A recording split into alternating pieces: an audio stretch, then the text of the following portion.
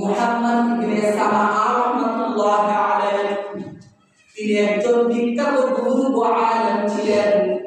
ইমাম আবু ইউসুফ ও ইমাম মুহাম্মদ রাহমাতুল্লাহি আলাইহি তিনি শাগির্দ ছিলেন।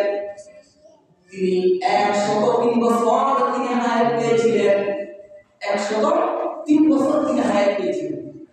দুই মাযহাবের দুই ইমাম, ইমামে আবু ইউসুফ, ইমাম মুহাম্মদ রাহমাতুল্লাহি আলাইহি দুই মাযহাবের দুই ইমামের শাগির্দ ছিলেন।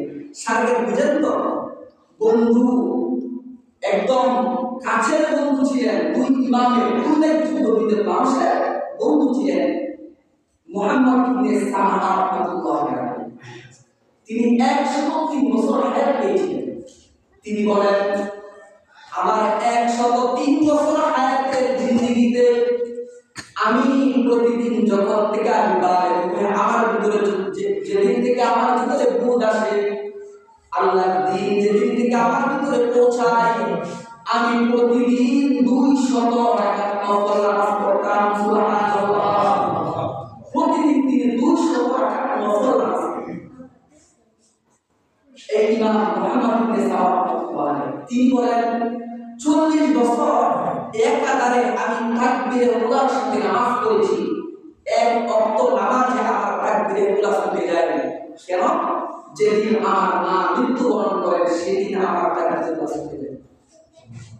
আপনার মা বললে অনেক সময় মা মারা গেলে সন্তান বেহুশ হয়ে যায়, হয়তো হয় না, ব্যস্ততা থাকে, মায়ের দাফন নিয়ে মনে কষ্ট থাকে, কান্না থাকে, কত কিছু থাকে। এই একদিন একত্র তার তাকবীরে উলা সাথে যায় মায়ের দাফন করতে গিয়ে ব্যস্ততার কারণে। এরপরে তিনি কি করেন? এরপরে তিনি এই একত্র নামাজে তাকবীরে উলা ছুটে যাওয়ার কারণে তিনি 25 বার এই নামাজ পড়েন। কয়বার? 25 বার। জামাতে নামাজ পড়া 25 গুণ সওয়াব, পুরো নামাজে আসতে 7 গুণ সওয়াব হচ্ছে জামাতে নামাজ পড়া। এই জন্য তিনি 25 বার তিনি খুব আফসোস করলেন, তিনি ক্রন্দন করলেন। ক্রন্দন করার পর আফসোস, আমার জামাতটা ছুটে গেল। এই নামাজটা তিনি 25 বার পড়লেন। 25 বার পড়ার পরে তিনি শুয়ে ঘুমিয়ে গেলেন। ঘুমিয়ে যাওয়ার পরে তিনি স্বপ্নে দেখলেন কোন একজন আয়েশা বলতেছে, হে মুহাম্মদ ইবনে সামাআ, তুমি তো নামাজ 25 বার পড়েছো, কিন্তু ফেরেশতাদের আমিনের কি হবে? ফেরেশতাদের আমিনের কি হবে? ফেরেশতাদের আমিন মানে ইমাম যখন সূরাতুল ফাতিহা শেষ করে আমিন বলে, সঙ্গে সঙ্গে সমস্ত ফেরেশতারা আমিন বলে। সুবহানাল্লাহ। আর যার আমিনের সাথে ফেরেশতাদের আমিন মিশ্রিত হয়ে যায়, মিশে যায়, একাকার হয়ে যায়, একসাথে হয়ে যায়, আল্লাহর হাবিব সাল্লাল্লাহু আলাইহি ওয়াসাল্লাম বলেন, তার আগে পিছে সমস্ত গুনাহ মাফ করে দিয়েছেন। সুবহানাল্লাহ। ওই ব্যক্তি স্বপ্নে তাকে বলতেছে, তুমি তো নামাজটা 25 বার পড়ছো, তোমার তাকবীরে উলা ছুটে গেছে, ফেরেশতাদের আমিনের কি হবে? তিনি ঘুম থেকে উঠে গেলেন।